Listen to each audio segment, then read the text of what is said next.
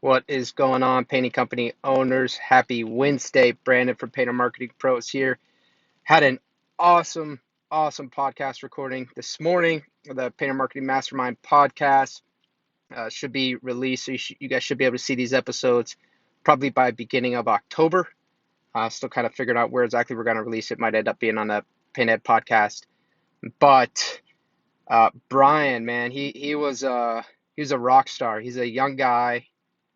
Graduated college, I think 6 years ago, and has taken his painting company from zero to doing well over a million um, this year, which is impressive. In under 3 years, just over 3 years, basically, has gone from zero to over a million.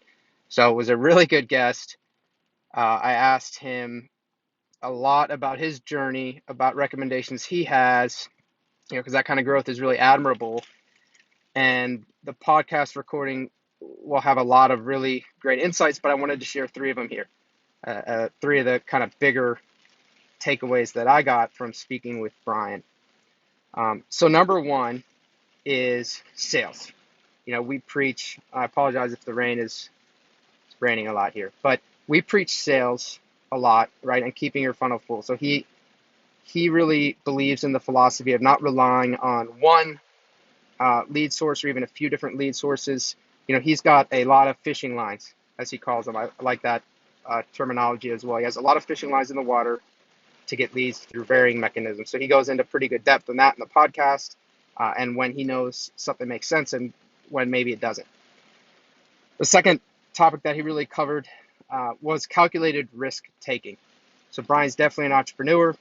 He builds the airplane on the way down, and he talked about taking risks, but not just blatant risks. Making sure that you find creative ways to do it. So as an example, they're still a pretty young company, a little over 3 years old, and they rolled out cabinet repainting for the first time last year, and they didn't feel that they really had the funds or that it made financial sense to invest $50,000 into getting a spray booth set up the right way and kind of the typical way and all that. So they actually rented a house and then essentially made a makeshift spray booth in the basement and then another one on the first floor.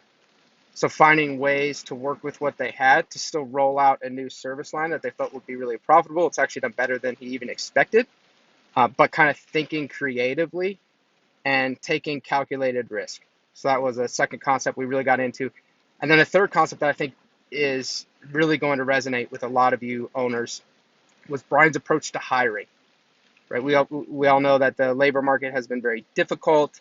Finding good help that want to come to work and aren't going to leave immediately. Brian seems to have really refined that, and he really treats his prospective hires the same way that he treats his prospective customers. So he's actually marketing to his prospective hires, and he has a follow-up sequence of texts and emails. He's using some automation. Right? I think that's important. We've talked a lot about automation before, but even if you don't, this mindset of what does his ideal hire want? Where do they hang out? Where's he going to reach them? It's like an employee avatar. We've talked about customer avatar. You need to know who exactly your ideal customer is. For him, it's a homeowner that owns a home of 300,000 or more located within the greater Pittsburgh area. But what's your employee avatar look like?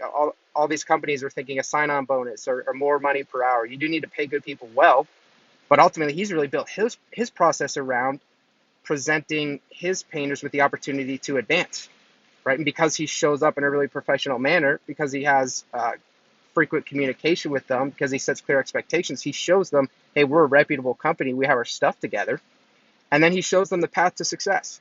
He shows them what it looks like, what's possible if they join his company, because he doesn't want people who just want to paint houses for 6 months.